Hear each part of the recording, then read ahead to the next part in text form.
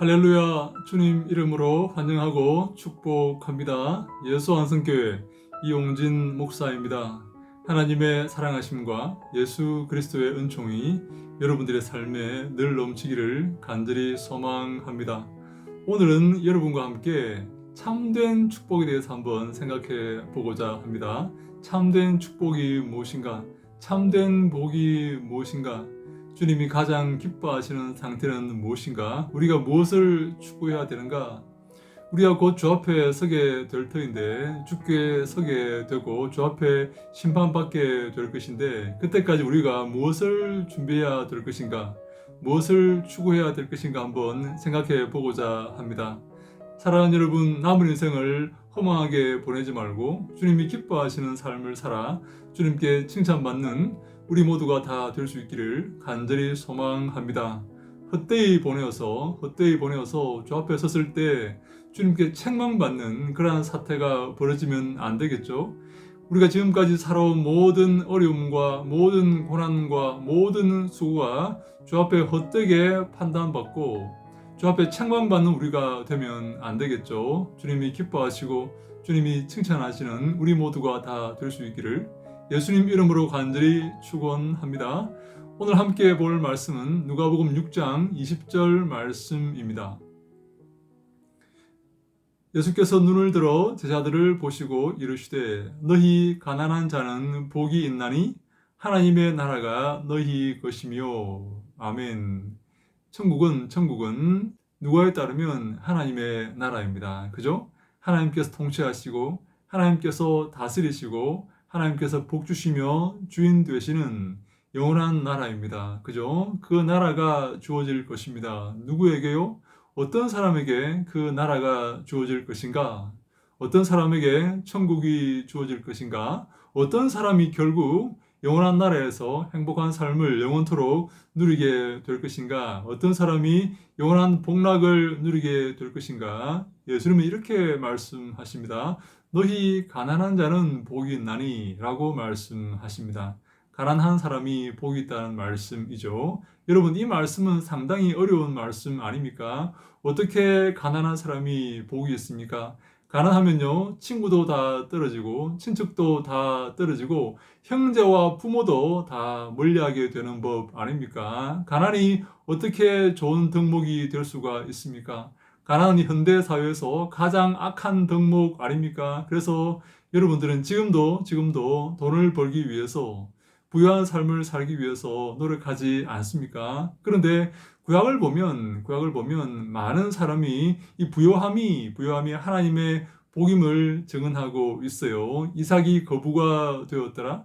아브라함이 거부가 되어서 나왔더라. 다윗이 거부가 되고 솔로몬이 거부가 되었더라. 근동에서 당할 자가 없는 거부가 되었더라. 그렇게 말하면서 마치 이 물질의 복이 축복인 것처럼 그렇게 묘사하는 부분이 많이 있어요. 그렇습니다. 구약은 그렇게 말하는 부분이 많이 있어요. 구약은 이 물질을 하나님의 축복으로 묘사하는데 그것은 왜냐하면 하나님의 그 복이 물질로 표현되는 것이 가장 쉽기 때문에 그렇습니다. 사랑하는 여러분, 하나님을 잘 섬기면 복을 받고 하나님이 기뻐하시는 삶을 살면 거부가 된다라는 그러한 수식이 성립하기 때문에 그래서 어떻게 하란 말입니까? 하나님이 기뻐하시는 삶을 살아야 됩니다. 하나님께서 복 주시는 삶을 살아야 되고 하나님이 인정하시는 삶을 살아야 한다. 그 말씀입니다. 그런데 구약에서 대표적으로 복을 선포하는 구절이 있습니다. 그것은 시편 1편 1절로 2절 말씀입니다. 복 있는 사람은 악인들의 꾀를 따르지 아니하며 죄인들의 길에 서지 아니하며 오만한 자들의 자리에 앉지 아니하고. 복 있는 사람이 어떤 사람인지 설명하고 있습니다. 2절 말씀 중요합니다. 오직 여호와의 율법을 즐거워하여 그의 율법을 주야로 묵상하는도다. 아멘.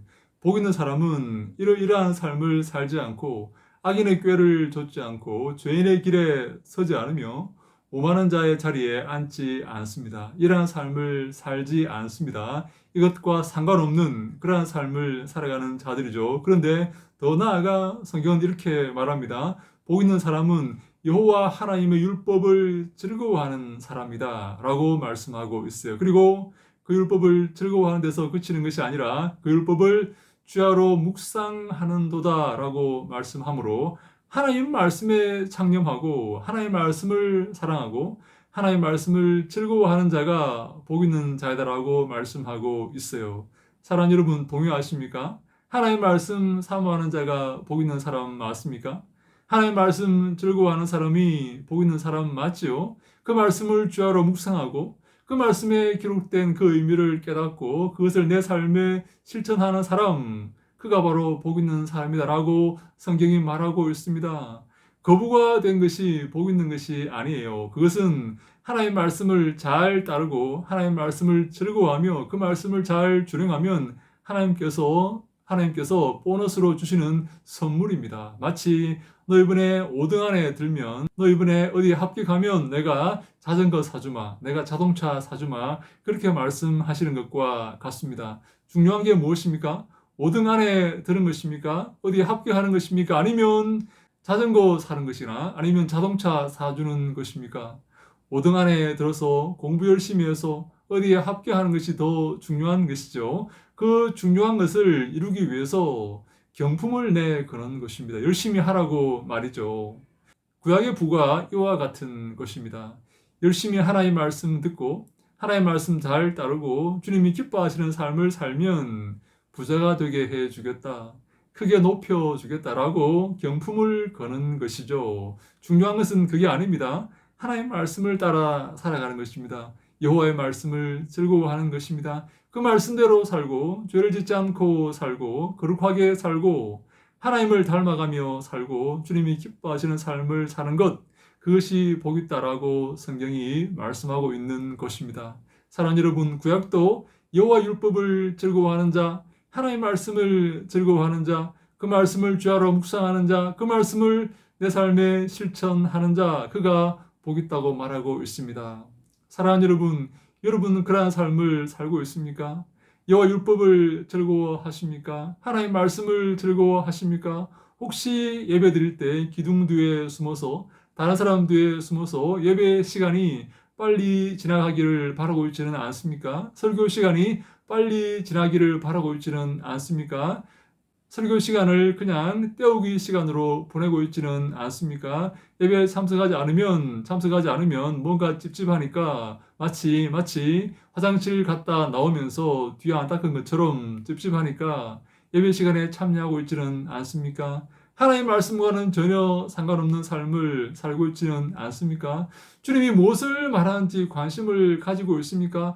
관심이나 가지고 있습니까? 하나님의 말씀이 우리에게 무엇을 말씀하시는지 귀를 기울이고 있습니까? 그 지혜의 말씀에 귀를 기울이고 있나요? 여호와의 말씀을 즐거워하고 있습니까? 그 말씀을 즐거워하여서 그 말씀을 주야로 묵상하는 자가 복 있는 사람입니다. 주님이 기뻐하시는 사람이고 주님이 칭찬하시는 사람이에요. 그 사람에게 하나님께서 복을 주실 것입니다. 그런데 신약 성경은 이 부에 대해서 조금 다르게 말합니다. 구약은 복 있는 사람이 하나님의 말씀을 잘 듣는 사람이 기뻐하는 사람이 감사하는 사람이 즐거워하는 사람이 나아가 그 말씀을 주야로 묵상하는 자가 복이 있어서 하나님께서 큰 은혜를 주시고 거부가 되게 하실 수도 있다. 그렇게 말씀하지만 신약은 조금 다르게 말하는 것 같아요. 사실 원래 같은 말씀입니다. 구약과 같은 말씀입니다.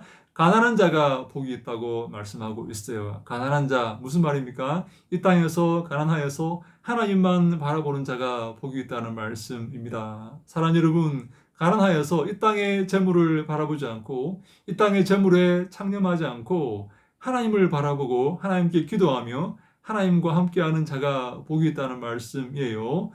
도박을 해서 재산을 탕진하고 낭비를 해서 재산을 탕진하여서 가난하게 된 자가 복이 있다는 말이 아닙니다. 가난하여서 하나님만 의지하고 하나님께 기도하고 하나님께 내 소망을 두는 하나님께만 내 소망을 두는 자가 복이 있다는 말씀입니다. 사랑하는 여러분, 가난한 자가 되어서 하나님께 소망 두고 하나님만 바라보고 하나님만 의지하며 사시겠습니까? 아니면 이 땅의 돈을 좋아해서 이 땅의 재물을 좋아해서 그것을 의지하고 하나님 의지하는 것이 아니라 그것을 의지하고 살아가겠습니까? 하나님만 의지하고 하나님만 바라보는 것이 복이라고 성경이 말하고 있어요. 신약이 말하고 있습니다. 마태복음 5장 3절은 이렇게 말합니다. 심령이 가난한 자가 복이 있나니 천국이 저들의 것임이라. 그렇게 말씀하고 있습니다. 심령이 가난한 자입니다. 하나님을 바라보고 하나님 의지하며 하나님만 구하는 자가 복이 있다는 말씀입니다. 중요한 것은 하나님을 바라보고 있는가, 그 말씀을 즐거워하고 있는가, 하나님과 동행하는가, 하나님과 함께하고 있는가, 하나님께만 기도하고 하나님만 소망하고 있는가, 늘 예수 그리스도의 뒤를 따르고 있는가, 그것이 바로 복된 삶의 기준입니다. 사랑하는 여러분, 부자가 천국에 들어가는 것은 낙타가 바늘귀로 들어가는 것보다 더 어렵다고 성경은 말씀하고 있습니다. 부자가 누구입니까?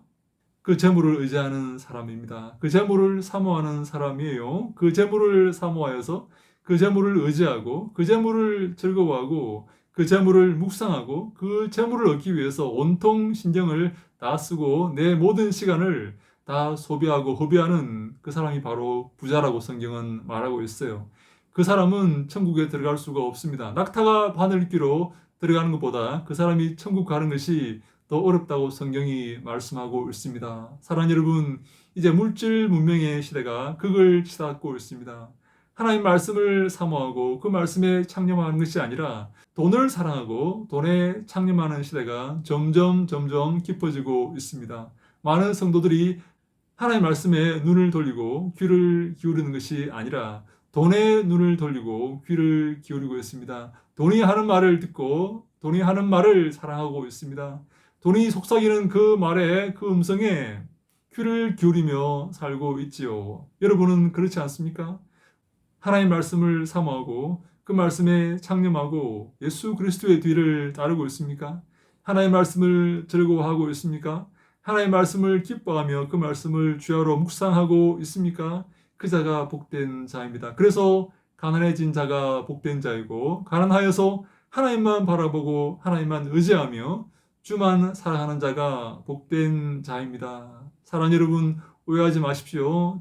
돈이 여러분들의 신앙을 보증하지 않습니다. 돈이 여러분들의 성공을 보증하지 않아요. 주 앞에 돈은 쓸데가 없습니다. 하늘의 보화를 쌓아두라고 예수님께서 말씀하셨지 않습니까? 남은 인생 하늘의 보화를 쌓아두고 주님이 기뻐하시는 삶을 살아 모두가 구원에 이르는 믿음의 권속들이 다 될 수 있기를 예수님 이름으로 축원합니다. 돈을 따라 달려가는 저 넓은 길을 달려가는 모든 성도는 곧 그 길에서 돌이켜서 좁은 길을 걸어가야 됩니다. 십자가를 지고 자기를 부인하고 예수 그리스도의 뒤를 따르며 내게 주어진 그 재물을 하늘에 쌓아 두어야 됩니다.